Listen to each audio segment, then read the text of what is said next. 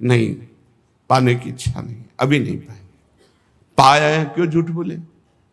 हर बात में झूठ नहीं, सत्य बोलना सीखो। यदि भगवत मार्ग में चलना चाहते हो, प्रेम प्राप्त करना चाहते हो, तो हमारे प्रभु सत्य नारायण है, सच्चिदानंद है, सत्य व्रतम, सत्य स्वरूप है वो।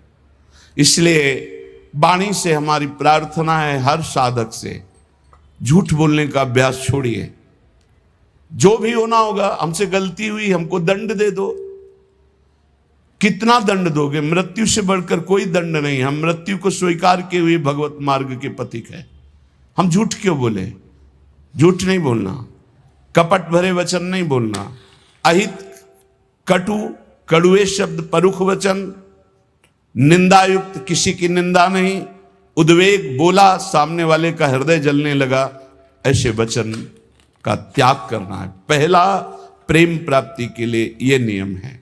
वाणी एक अमोल है, जो कोई बोले जान, हे तराजू तौल के तब मुख बाहर आन। सहसा मत बोलो, पहले वाणी को तौलो हृदय में विवेक के तराजू पर, यह जाकर दूसरे का हित मंगल करेगी कि नहीं करेगी। अगर हमारी वाणी पवित्र नहीं है तो हम उपासना के पहले ही सोपान पर फेल हो गए। जिस वाणी से हमें नाम मंत्र सिद्ध करना है, वो वाणी अशुद्ध नहीं होनी चाहिए, झूठ नहीं बोलना चाहिए, असत्य भाषण, अहितकारी, कटुवचन, परुख वचन, निंदायुक्त वचन और सांसारिक वार्ता, इसका त्याग कर दे। यदि प्रेम मार्ग में जाना है तो लीला भगवन नाम गुणों का गान करे नित सह अनुराग। वाणी को पावन करना है, भगवान के पावन नाम का जप, नाम का कीर्तन और लीला गुणों का गायन। जैसे श्रीमद चतुरासी जी 42 लीला, श्रीमद भागवत, जब हम लीलाएं गायन गाते हैं तो हमारे हृदय के सारे मोहमल का नाश हो जाता है, पाप का नाश करके एकदम हृदय निर्मल होने लगता है। सच्ची मानिए, भगवत चर्चा करते करते भगवान की झांकी आने लगती है। आप एकांत में कभी श्रीमद् भागवत पढ़िए, मनन कीजिए, रोना आ जाएगा। एकांत में चतुरासी जी को बार बार गाइए, झांकी आने लगेगी। जो पदों में लीला छुपी है वो प्रकाशित होने लगेगी। श्याम श्यामा प्रगट, प्रगट अक्षर निकट, प्रगट रस स्रवत अति मधुर बानी। सत्य बोलो, हितकर बोलो, दूसरों को सुख पहुंचाने वाली बात बोलो, भगवान नाम जप करो, भगवान नाम कीर्तन करो, भगवत लीला गुणगायन करो। ये वाणी की तपस्या हो गई, ये वाणी की पावनता हो गई। और जो अपावन बात कही गई वो वाणी की त्याग दो। ग्राम्य कथा, लोक कथा, राजनीति की कथा, भोग कथा, ये सब छोड़ दे। किसी से किसी भी तरह का राग द्वेषात्मक वार्ता ना हो। मन से काम क्रोध लोभ के वेगों का करके परिहार। वाणी पहला। अब दूसरा कह रहे कि मन, बड़ा योगदान है साधना में मन का। विषयों में लगा हुआ मन शत्रु है और प्रभु के चरणारविंद में लगा हुआ मन मित्र है। मन प्रभु में लग गया तो विश्व विजयी हो गए। जिसका मन सावई मनः कृष्ण पदारविंदयो, प्रिया प्रीतम के चरणारविंद में जा रहा है मन स्वाभाविक। बहुत बहुत धन्यवाद। अनंत जन्मों की उसकी सुकृत फलीभूत हो गए, साधना फलीभूत हो गई कि जो विषयाकार मन था वो भगवदाकार हो गया। जो विषयों का अवलंबन लिए था वो नाम रूप लीला का अवलंबन लेकर प्रेम में डूबने लगा। मन से हमारी वृत्तियां काम की उत्पन्न होती हैं। काम में बाधा पड़े तो क्रोध आ जाती, पूर्ति हो तो लोभ हो जाता है। नाना प्रकार के दोष उत्पन्न होते हैं काम से। ये मन सदैव काम कामना वासना इसी में भ्रमण करता रहता है। काम कामना वासना मन ते कर अति दूर, अति दूर इनका प्रवेश भी ना हो हमारे मन में। इन वेगों का परिहार कर दे तो कैसे? जब निरंतर अंदर नाम चलाया जाता है ध्यान सहित। ध्यान दीजिए, वाणी को पवित्र करने का उपाय बताया गया। वाणी को अपवित्र कैसे किया जाता है वो बातें बताई गई, उनका त्याग कर दे। अब मन सबसे ज्यादा काम भोग का चिंतन करता है, उसकी कामना ही प्रधान वो वृत्ति है जो हमें संसार में फंसाती है। कामना की पूर्ति में लोभ होता है और भोगे, और कामना की अपूर्ति से बाधा पड़ने पर क्रोध होता है।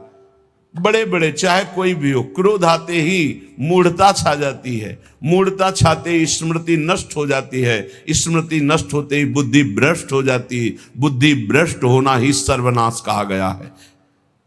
ध्यायतो विषयान पुंसा संगास्तेषु उपजायते, संगात संजायते कामा, कामात क्रोधो भिजायते, क्रोधात भवति सम्मोहा, सम्मोहा स्मृति विभ्रमा, स्मृति भ्रंशात बुद्धिनाशो, बुद्धिनाशात प्रणश्यति, सर्वनाश हो जाता है। इसलिए विषयों का ध्यान ही ना हो पावे, विषयों का चिंतन ही ना हो पावे तो कैसे?